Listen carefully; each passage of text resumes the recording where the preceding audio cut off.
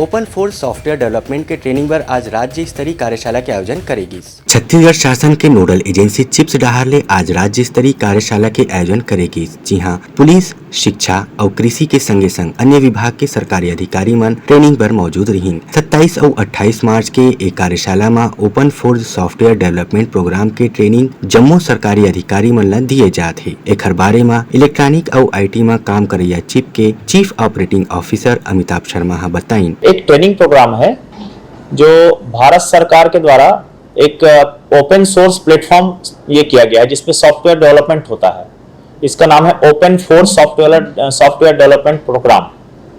तो ये क्या करता है कि जो विभिन्न गवर्नमेंट डिपार्टमेंट्स अपने अपने सॉफ्टवेयर्स बनाते हैं जिसके द्वारा बहुत सारी सरकारी योजनाओं को जो है ऑनलाइन रूप से प्रस्तुत किया जा सकता है। तो ये जो ओपन फोर्स प्लेटफॉर्म है वो भारत सरकार का है।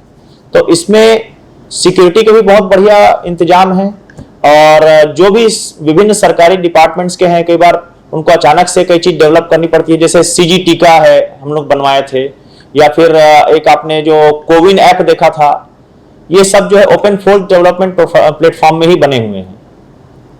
तो ये उनके लिए आज ट्रेनिंग है। बहुत सारे गवर्नमेंट डिपार्टमेंट्स के लोग आए हुए हैं, उनकी ट्रेनिंग प्रोग्राम है। सॉफ्टवेयर क्योंकि ओपन सोर्स है और फ्री है, इसलिए सरकारी विभाग का कोई पैसा उसमें नहीं लगता।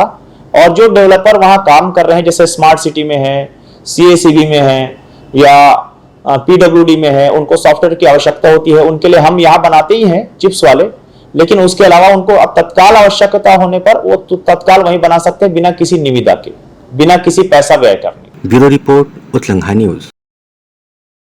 सोर संदेश द बज़, उत्लंघा के खबर चारों मुड़ा है नजर। छत्तीसगढ़ी और अंग्रेजी भाषा में खबर पर रहो बेसबर।